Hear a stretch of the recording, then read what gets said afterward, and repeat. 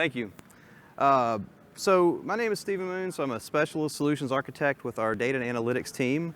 One of the things that, as a former kind of DBA, database architect engineer, a lot of DBA's roles are turning into more of data architecture and engineering in the context of building data pipelines, especially when you look at cloud and you're taking away a lot of the administrative things. So what I'm going to talk about today is a little bit about DataOps, a little bit about the data supply chain pipeline, which is something I talked about last year, got a lot of good feedback. So I really wanted to kind of refresh it for this year based on some of the customer feedback that I've gotten. And then I'm going to put it in the context of AWS Lake Formation, which if you heard my colleague Chandra's speech right before mine, or talk right before mine, he did a really good job of an in-depth. So I'm not going to go in depth in Lake Formation. I'm going to try to tie it all together in kind of a harmonious way so that you kind of understand how those fit together. And so what I hope you get out of this is that you're able to use some of these principles and approaches and things to build your own data pipelines and data lakes. So DataOps, just quickly, DataOps is really, this is the application of DevOps processes to data. One of the fundamental differences though is that DataOps is really an operational function, it's not an IT function. And so one of the things that's come out of that is DataOps engineering, which is a lot of what your DBA roles, data architect roles and things like that are starting to turn into. It's kind of a natural transition for this. It comes from the relational world or the NoSQL world and things like that, is to be able to build out those pipelines. Not a data scientist per se, but I'm enabling the pipeline for the data science analytics reporting community. So a couple things from the DataOps manifesto I think are really important when you're designing this is to take into account is continually satisfy your customer. So at AWS we have leadership principles which very succinctly tie into a lot of the DataOps principles that you're going to see here. So customer obsession, for example, is one of our leadership principles that is also one of the DataOps principles. Embrace change, right? Your data pipeline is going to be dynamic. It's never going to be static. You're always going to be getting new sources of data, and what you're trying to do is deliver results out of those new sources of data, not to stagnate into one particular way of doing things. Reflect, right? Learn and be curious is our one of our leadership principles. And as you're building these pipelines, take back to reflect on some of the things that you're doing during the build process that you can change or make better. That's really the power of the cloud, is the agility to be able to do that. A few other ones are going to be disposable environments. I'm going to talk quite a bit about this in some upcoming slides. It's really unique as you're decoupling storage from compute. And so I don't necessarily have to keep data sets in their current configuration or instantiation. I don't have to keep compute in its instantiation or configuration. I can use it when I need it and spin it down. So I'm not paying for data stored all over the place. I'm not paying for compute and processing that I don't need. Simplicity, right? From a security perspective, complexity is the enemy of security. And so one of the things you'll notice in this is virtually all of it's serverless, right? It's very straightforward. It's, I'm trying to weed out a lot of the complexity, so I'm trying to simplify the architecture. And finally, analytics is manufacturing. I talked about this is an operational thing. So when you think about a supply chain pipeline and how that works from shipping to warehouses to delivery, marts and all that, think about it in that context as you're actually manufacturing or producing data sets to be consumed by the end user, whoever that user may be. So data supply chain is securely democratizing data to deliver it to communities of interest when they need it and how they need it. Very straightforward, right? It's not an IT operational function. From an operating model perspective, your current state is going to be a lot of folks are in diversified where they've got data scattered all over the place. You may have a logistics, environments that have different systems of record. You might have sales or different systems that are, kind of out there in the ether. And really what you're trying to do is coordinate those. You're not trying to unify the systems. You're trying to coordinate the data for a 360-degree view. There's actually a project that just recently won an award called Vet360, is something I worked on a few years back that's actually doing that for veterans, where they're looking at, not only medical, but also the business aspect of the VA, and how they can better deliver quality services to the veterans. And they do that by looking at the veteran in 360 degrees of all the things that compose, a veteran in the VA. So it's important to think about it in that perspective. Is you're not unifying systems of record, you're coordinating data. One of the outcomes of that may be you release APIs so that other systems can sync back up with your data so that you can like sync addresses, for example, or you can sync other data elements via APIs back to the systems of record when you do master data management and some of the other things. So some of the design principles that I talk about, minimize disruption to data producers and how they deliver their data. One of the things I've learned working in the DoD quite a bit is that if you go to a data producer that you don't own or have influence over and you tell them to change their system to give you your data, that's a lot of times a non-starter for a lot of different reasons. So the best thing that you can do is trying to get that data is to minimize the disruption to that data owner so that they don't have to change their system or the way that they do business to get you your data or the data that you need. Configuration, the 80-20 rule. Focus on 80% of the use cases that can be satisfied with configurable components. It's kind of a hard and fast rule that if you have to do anything above, if your configuration is such that you're starting to write code and things like that, you might be a custom developed solution. And it's not the wrong answer, it's just something to think about when you're procuring tools and buying software as part of your data pipeline. Right tool for the right job. I see people all the time buying tools and then backing their processes into tools. Really, your process should drive the tooling, not the other way around, right? There's lots of good tools out there that do a lot of different things, but really you want to focus on the process and the organization, not the tool. And so I'll talk about in a little while some of the stuff that we have, different tools that are the right tool for the right job. Driving on that a little bit is conscious decoupling. So the right tool today may not be the right tool tomorrow. And so that goes into, you might wake up in the morning and have some new requirement that you didn't know you were going to have, and the tools that you have may or may not meet that. And so by decoupling, like compute and storage, for example, you can change the tooling that you're processing data with, whether it could be a graph or it could be Hadoop, it could be something else, in order to meet that business need. And so you really want to make sure that your data, your processing, and then pieces of the pipeline are decoupled, and you'll kind of see that in a minute, so that you're able to agilely move in and out of different tool sets without affecting the underlying data sets. And then data residency. This is a big one too, is users should be able to access data where it lives, regardless of where they live. And so you don't want to move data around all over the place. One, it can get expensive, and two, it can really screw your results, right? If you have, if you remember in grade school when you would tell one person a secret and it would go around the room to 30 different people, it would be different by the time it got to that 30th person. Passing data around works the same way. And so, if you ask a commander or a leader, if they ask you a question, they want one answer. They don't want to go to 3 different systems and get 3 different answers. And so you want people accessing the data where it lives, that you control the data that they access. You control the format of it, the structure of it, and what they see. So conceptually, it looks like this, right? I've got data producers that are shipping data. I'm ingesting it. If you think about if in log in the logistics world, you receive it, you inspect it, you might stage it, you might archive it, right? But one of the things you're starting to do is you're starting to catalog and profile for data lineage, right? Because data lineage is super important as you go through the pipeline to be able to trace back the source and all the transformations that happen along the way. Processing data is 80%. Any data science project, any analytics project, the processing has nothing to do with the data science. It's 80% of the work that you're going to be doing. That's going to be cleansing the data, aggregating it, associating, and merging the data. That's going to be, kind of traditional data warehousing type stuff, ETL type stuff. Enriching the data is going to be more of applying statistics and some data science techniques to the data to assimilate it, transform it, do some data engineering, but also doing some synthesis. And I'll spend a little bit of time in a minute talking about data synthesis because I think that's important too.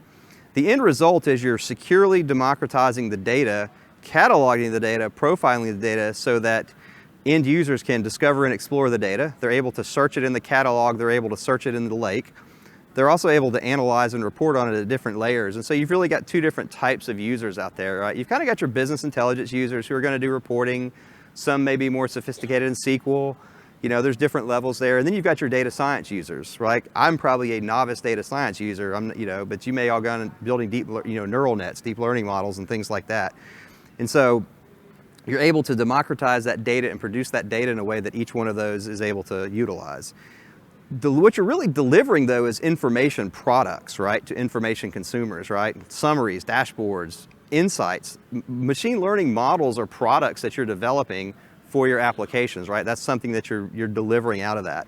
And so really your data is being analyzed, reported on to deliver products to, to leaders. Quad charts is a big one that I've, had to build over the years. Ingest. There's no single tool for ingesting data. I'm going to talk a lot about ingesting data, so I won't spend too much time on this. Really what you want to do is focus on cultivating your organizational competencies and the process for engaging with data suppliers. Don't worry about the tooling. We can get the data in. There's lots of ways to do that. Focus on understanding how to do it. And by doing that, you're going to be building tiger teams that understand organizational domains of the data suppliers. That's much more important than understanding the technology, because you really need to have people that understand the organizational domains of the data. So logistics or finance or accounting or sales, because that's going to be the powerful thing that's going to pull all that data together. You're developing templates for MOUs and ICDs to govern their relationships. These are not 30-page documents. These are things to say that, we're going to give you this data at this time, and it's going to be this data. Here are the columns. Here are the attributes about those, the metadata about the data. And then if we change something, here's the process we're going to tell you if it changed something. So you're not putting the onus on the data supplier other than just to have a communication mechanism for them to go back and forth to do that. And what you're going to come out with really is a small set of common patterns that you can use to standardize and automate the ingestion process that can scale to thousands of data suppliers, right? That's really what you're looking for. In practice, you're probably going to see 5, 7, 8 different common patterns that you're using out there to ingest data. Could be the same type of data, but you have to ingest it in different ways. Processing, extract, and load. That's cleansing your data. Entities and attributes remain distinct. So if you think about if I had a system, like 10 different systems of record in HR, I might exist in 10 different places, right? So I want to see that data in its raw format where I'm not integrating that data. Entity resolution is where you start that process. We're aggregating the data, where I'm instantiating the instance as a single instance. I exist one time, but I'm going to maintain my attributes across all those different systems, because that may be valuable to some analysts downstream. They want to see that, something about me exists in different states and different places. One of the things that is disparate IDs across systems, right? If I exist in 10 systems, I might have disparate IDs across 10 systems. That becomes an attribute linked to generally a natural or a synthetic UUID or good, so that you can identify it within your data lake, within your data warehouse and your data lake, but I can also trace it back to where it came from. So that goes back to data lineage. Associating that is really defining the relationships amongst the different entities. So that's where you're going to apply business relationship rules about the data. And so that's where a lot of the 80% comes in that kind of entity resolution place. And it's really important when I talk about lake formation to think about this in a little while with some of the stuff that you're going to hear about entity resolution and that. Eventually you get to kind of a master data management where you're integrating instances of attributes and entities into a single structure, right? That's the type of stuff that now you can not only feed that into your data lake, but you can also create an API layer to allow other systems to synchronize themselves back up with the master data. So addresses is a good example I always use, because the project I worked on the VA was actually, veterans had addresses all over the place in different systems, and they were different, right? So how do I sync those up? Well, if I tried to create an API layer in between all those, it would be, it's an in-tier problem with a number of connections that would be very hard to manage. So we mastered the addresses in one place and then created an API, or a set of APIs really, so that applications could come get that data as they needed it. We didn't force it on them, we just allowed them to come get it. So again, you're not interrupting anything that the end user's doing. So that's the merging of it.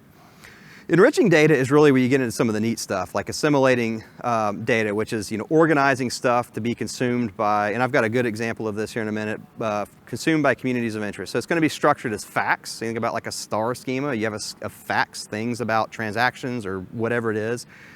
Graphs. If you're familiar with RDFs or semantic graphs, looking for how to determine depth and breadth of relationships among things, entities. Time series is a big one. We actually had a new time series database that was just released back in reInvent this year. Or matrices, right? You might take that table of facts and then turn it into integers so that you're able to build machine learning models against that. And really it's all driven by questions generated from the communities of interest. And so you may not be going out and like grabbing a bunch of data all in one shot.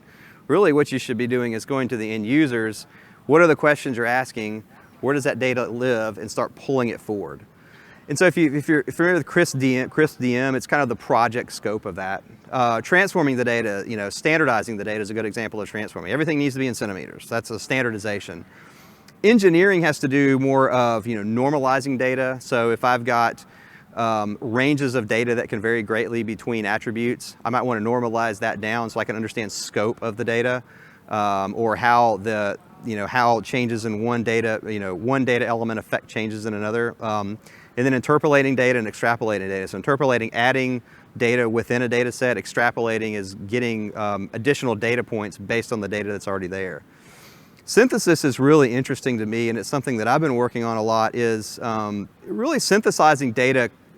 One of the reasons that I'm starting to see data synthesis is that it's a force multiplier.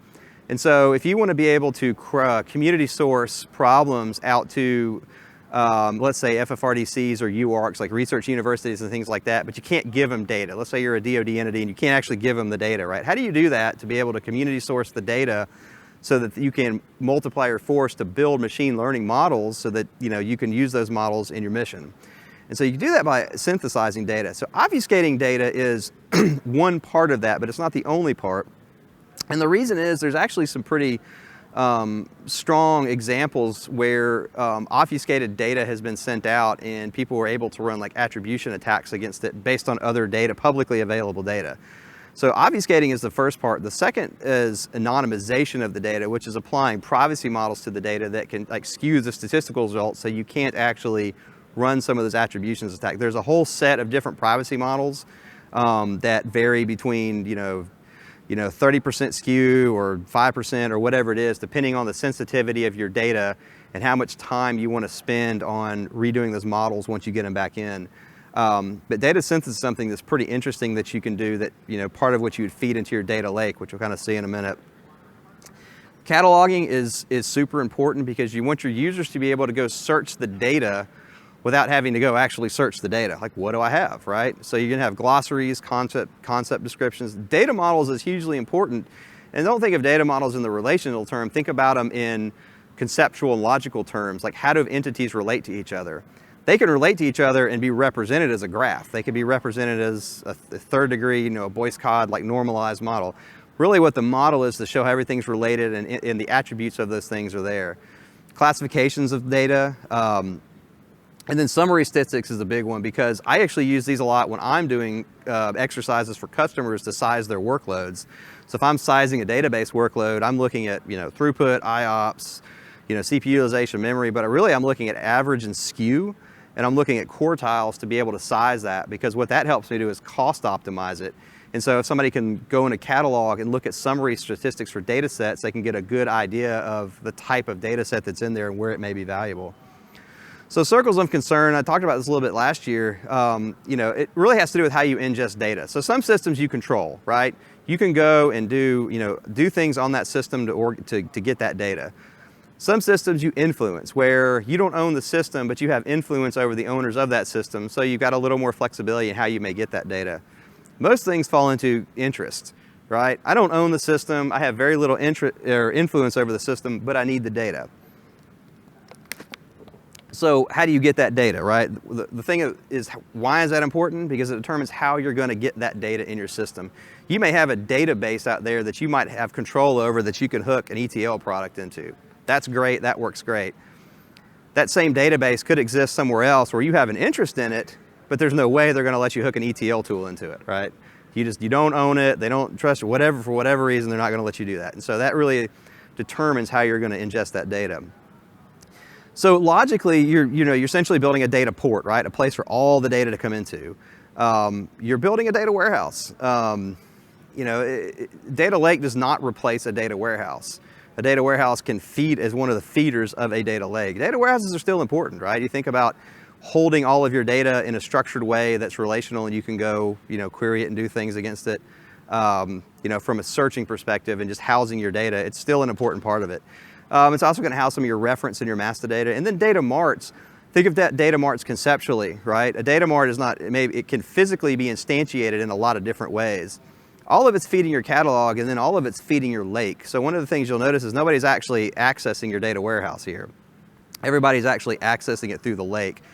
That's how you're going to deliver things like reporting as a service, analytics as a service, and machine learning as a service, where you might set up an environment for users to come in, use your tools to do those things, whatever it is that they may need to do.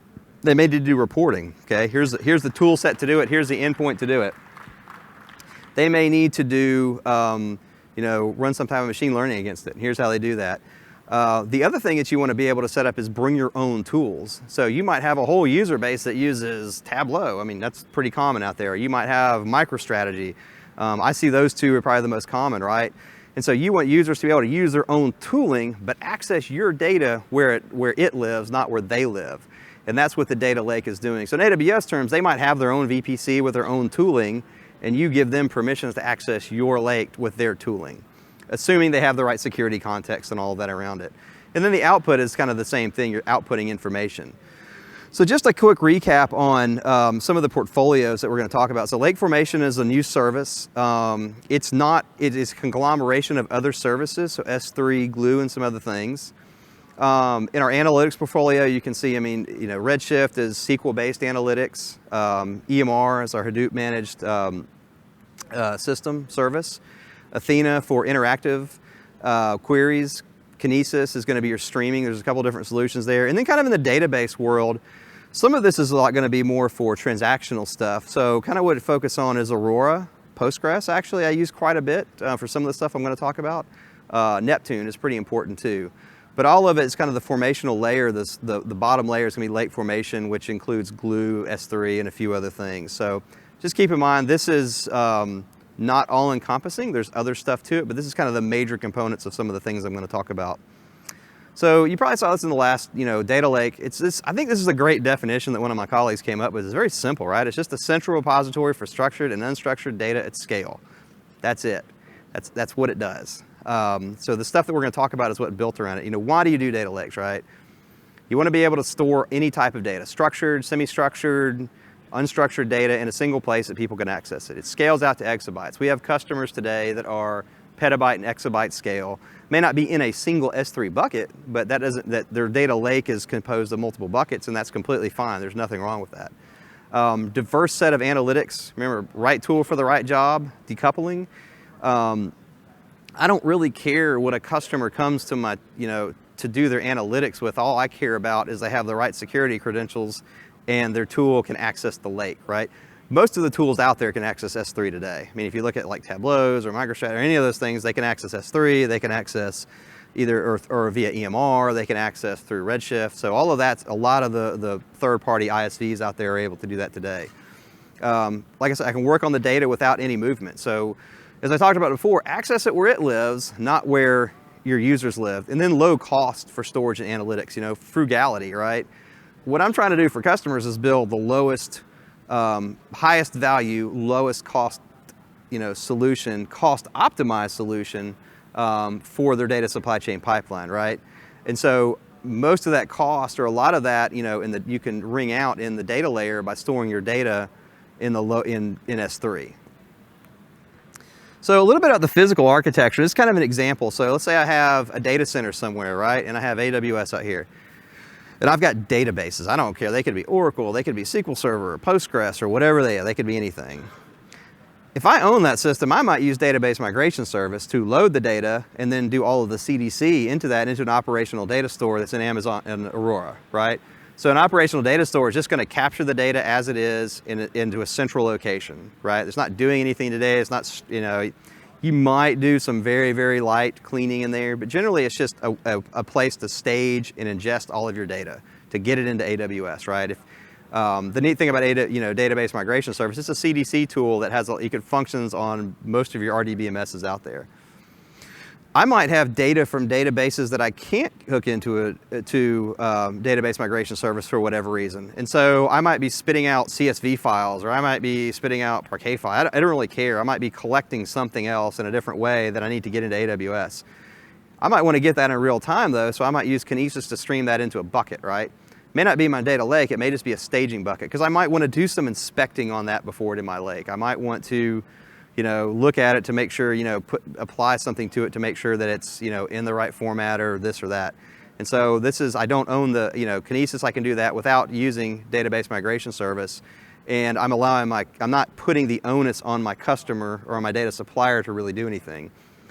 I might own logs, right? I might be spitting logs out to something in some security context. I might have I need to get it into AWS. There's a new service that's actually pretty cool called Data Sync, and it'll actually sync up data that's sitting in your data center like an NFS share into AWS, and one of those syncs is going to be an S3. I've actually played around with this some, and it's a pretty neat way to do this. And what it does is it optimizes the API calls to S3 on your behalf. So you actually set it up in the console, set your target up, and then you can just drop change records or whatever it is in there, and it will sync it into your bucket. So what I'm showing is a lot of different options to get data into AWS. These aren't the only options. These are just 3 options based on 3 use cases. You might load your data warehouse, right? You might have structured data that you're loading in data warehouse. You might have data coming in CSV files or pipe delimited files, whatever it is, and you might want to load it with DMS and Glue. So Glue is our ETL product that also does data cataloging. So it's some combination of those two to load your data warehouse. Again, you might have a warehouse in Aurora that's separate from your operational data store. You could go straight into your warehouse if you didn't want to store that operational data, right? And that operational data can be ephemeral. So this is just an example. There's a lot of different variations you could do here. So your data lake is going to sit out here, and you might load all of your raw data that you're getting in. Let's say your community of interest is, I want the raw data. I don't want you to do anything to it. I just want it as it comes in its original file. Load it in the lake. I might want to extract data sets and build data marts from my warehouse in different configurations based on the access patterns. And I might also put that in my data lake. I'm going to talk about in detail on that in a minute about what that may look like. Then I can access that with really anything. Amazon Athena, Redshift, EMR, QuickSight, all these things, SageMaker, or other tools, right? I can access all of this in a single location. So the power of that is, let's say I've got a database and I've got data set A that's sitting out there. I've just created this data set and I put it in a data lake. I might instantiate that data set as a table of facts that I want to do some kind of SQL-based analytics against. I just like SQL a lot, and I'm a SQL guy. I grew up in that world, so I can hit that with Amazon Redshift, right? I can spin up another Amazon Redshift cluster if I have another set of communities of interest that want to do it on the same table of facts. I might want to represent A as a graph because I want to look at relationships between things that I can't do in a fact table because it's very hard to do recursiveness in SQL. When you get to a certain layer of recursiveness in SQL, it becomes really, really inefficient. That's what graphs are really good at, is traversing relationships in depth and breadth. So I might represent that same thing in the lake as a graph. I might load it into Neptune. I might use Amazon EMR with Spark GraphX to do that. Same set of data, just manifested, instantiated in a different way. I might load that into a matrix. I might turn anything into integers so that I can hit it with Amazon EMR, with MX, with some machine learning algorithm or something. I might deploy Apache MXNet on that. So what I'm doing is I'm able to instantiate that set of data in different ways depending on the community of interest and how they want to actually use the data. So the warehouse is going to be, a permanent data store for structured data, right? That's where all my data lives, and I'm differentiating between structured and unstructured data on purpose. So for permanent data, it's going to be the permanent data store for structured data. No direct access. So I don't allow my end users to access my data warehouse. Like Amazon.com, when you go to our storefront, we don't allow you to access our distribution center, right? And so it actually is a warehouse in the sense that nobody's accessing. It's just the holding for everything, all of the data that we're pulling in. The data lake is an ephemeral dynamic data storage for structured data. And so as that data set gets updated in my warehouse, I can continually rebuild those data sets in different instantiations, right? I can rebuild fact tables and graphs. I might rebuild that fact table in a different shape based on some use case. Data sets are purpose-built on the use case, so the right tool, right? Like I said, I might have communities of interest that want to see network, or want to do network analysis against it, graph analysis against it. I might have others that want to do some other thing. So I can instantiate that data in a lot of different ways. Many different ratio of tools to data. So I can use different tools, as many really as tools as I want to, on the same set of data, on the same instantiation of that data. And you only pay for data processing as it's needed, right? In a lot of ways, you're only paying for storage as it's needed if you're pulling all this out of the warehouse and then destroying it as you're done with it. And so when I'm done, I can spin down all of that stuff I might leave a Redshift cluster up because I'm doing some kind of daily reporting, or Neptune, I've loaded that in because I want to do something with that, so I can leave all that up. So Lake Formation is, so the challenge is, is really around maintaining catalog, configuring and managing access control, audit logging, and a lot of this can take a while to build. So that's why we came up with Lake Formation.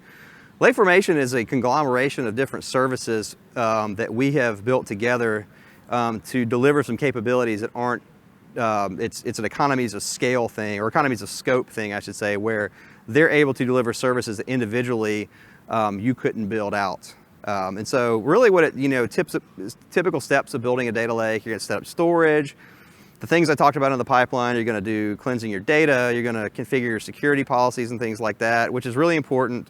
And then you're going to make it available, right? So how does it work, right? So the first thing, I want to ingest and register my data. So if you go back to like your operational data store, right, you might be staging all of your data from all your different sources in ODS, and then you actually ingest that data into your data lake. And I'm going to talk about that in a minute. Security and control, you set up your permissions on the data in the Glue catalog. You collaborate and use your data by allowing people to search your catalog, and you can monitor and audit it because we're logging everything that you do. So a couple of some of the key concepts I'm going to touch on are blueprints and importers. These are templates for actually building your ETL and your schemas and your partition management. We're actually the enhanced data catalog, so the Glue catalog is being updated quite a bit to leverage some other things I'll talk about. Enable you to record more data, tag objects at the database, table, and column level. Eventually it will get to the row level, which I think is really interesting, where you'd be able to query based on contents of ranges within attributes and rows, which is kind of interesting. ML transformations is probably one of the most important ones because, as I talked about, that 80% of the data pipeline is in processing.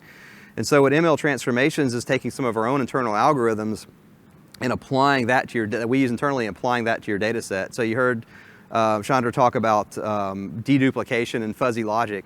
And so what we're starting to do is take a lot of that work out of the manual process and actually applying machine learning against the data to be able to do a lot of that processing for you. Record dedupe is the first one. I'll talk a little bit about that too. And then the security piece is really important too, because now you're able to secure your data in one place and your users in one place instead of through a whole bunch of tools.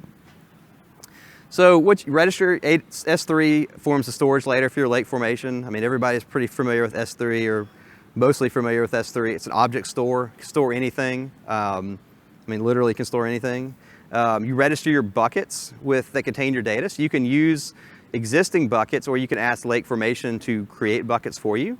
And then your data is stored in your account. You have access to it. We don't own it. It's no lock-in. So if you think about an object store, we don't really care how you store your data as far as the format.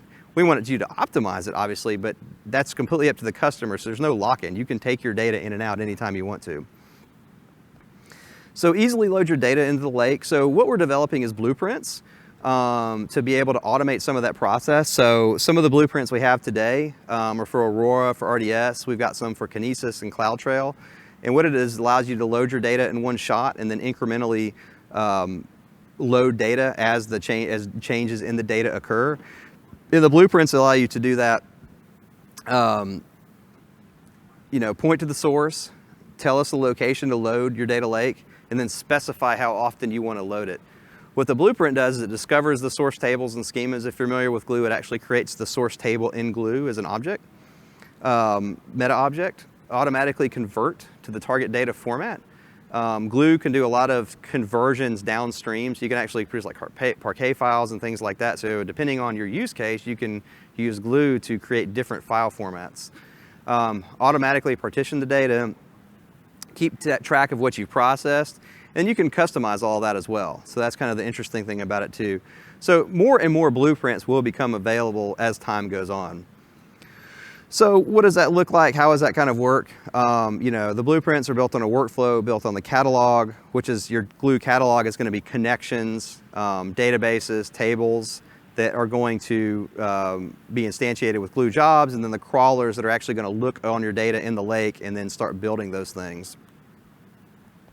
So the enhanced data catalog, enable users to record more metadata about their data. So at the table and column level, so that it's searchable. So if you're familiar with data catalogs, that's kind of a data steward's role within all of this. So you've got people that are defining what is the data, right? And that's a business and a data stewardship role.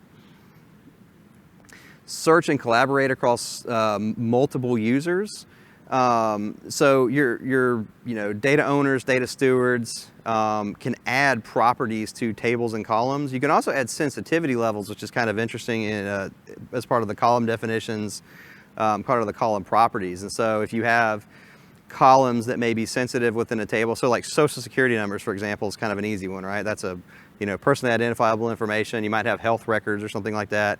You could also have your own sensitivity levels depending on your line of business or organization in what you're doing, and add those as part of the catalog. So, and that's going to flow back into the security model, right? So at the column level, I may only allow users on the, on a row when we do allow row-based filtering in there to only query data within a table at this sensitivity level. Well, that's not there yet, but that is on the roadmap to be able to have row-based query properties and attributes. So ML informations I kind of touched on. It's applying algorithms, machine learning models to the data to be able to do a lot of the processing for you. So the biggest one is deduplication, and so it's applying fuzzy logic to your data sets to be able to dedupe a lot of that stuff. So when you talk about entity resolution, that's what that is, right? It's saying I've got all these, I exist in 3 different places.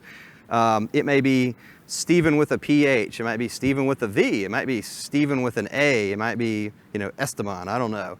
Be any of those things, right? And this is going to go through and look at attributes about me within those different data sets and make a determination based on some logic model that's been developed as to, these, 5 instances of me are actually the same person. That's a huge benefit from the manual process of doing that.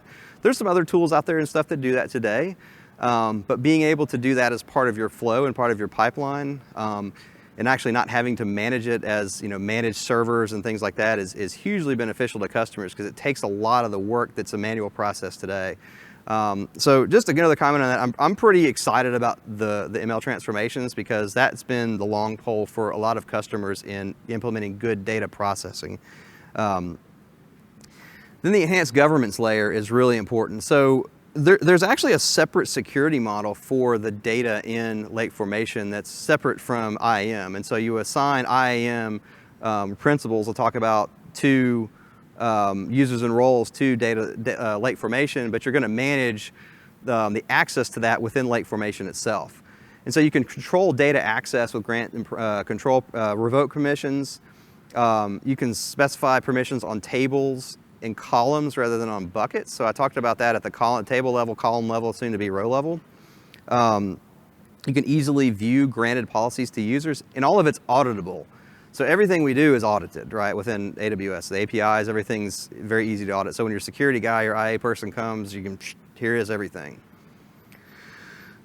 So you can also search and view permissions granted to users, and you can revoke policies. So the interesting thing is, let's say you have a user that's in Lake Formation and they've used EMR, and I'm going to talk about how that works in a minute. Let's say they use the company. I don't have to go to all those tools to revoke permissions. I just go here and revoke permissions, and then they can't access it anymore. And I'm going to explain why in a minute. That's a hugely different from having to go to all these different systems to revoke permissions to be able to securely, if somebody leaves a company, you have a security incident or something like that. Auditing, monitoring real time. Again, we're logging everything. You can publish things to CloudWatch. If you're familiar with CloudWatch, it's where we're piping all of our logs to. You can set search. You can also create a SIEM system if you want to stream that out of CloudWatch to say like Splunk or something like that. We've had a lot of customers who are using Splunk for security incident and event management. And so that all can be funneled into there as well. So it's really neat because you can do a lot of interesting correlations once you get all that in one place. So you secure once, access multiple ways. So I actually set up my user access in Lake Formation. I don't set it up in the tools themselves. So it's, I have my data catalog, my access control is applied against that data catalog. User tries to access via one of the services. So right now it's tightly integrated with AWS Services. Other vendors and things, I'm sure over time will start integrating their own products with that security model. So services send credentials to Lake Formation based on, on behalf of the user. and then Lake Formation returns temporary conditionals, allowing them access based on the control in the lake, based off of the catalog that's there. And so again, if you have a user leave or you have a security incident, you could even automate it probably to a certain extent, where if you had an incident, you could take users, they didn't have any access to the data, even though they're still sitting in the tooling, or they still have all these tools that they're able to access. So again, I said grant tables, table permissions, column level permissions. User 2 could be a super user. User 1 could be, have a specific need. And so you may only want to give them access to specific columns. We're going to expand this into row-based at some point in the future, where you might only want to let a user see these rows based on this range of data. And that's pretty interesting too, because now you can apply like security labels and things like that to it on a row base within the table itself. So again, on the security workflow, just if I query, say I run a query, request access for that query, say table or set of tables in Lake Formation. Short-term security credentials get sent back to the service. The service requests the objects comprising that query, that table or tables, based on the security credentials, and then the object returns whatever it is back to the service itself. So principals can be IAM users, so if you're familiar with our IAM product or IAM service. IAM roles. Also interesting is Active Directory Federation can also be principals. So just a quick example of how to do import data. So when you go in there, you define your blueprint type, import source, source path, glue connection. So this is just kind of like, this is the table I'm going to import. Here's how the table, if you haven't used glue, it's, it looks like a table, right? When you're in there, it's logical, right? You have some underlying data structure that composes that table. And so that's what that would look like when you pull that in with glue. Grant permissions to it. And so you're granting permissions to the principals, different access to the tables. Just as an example that shows, creating tables or alter dropping, but you can also grant access permissions to the tables. And then run the query in Athena. So I could be one user that has access to run this, and I'm going to see stuff, right?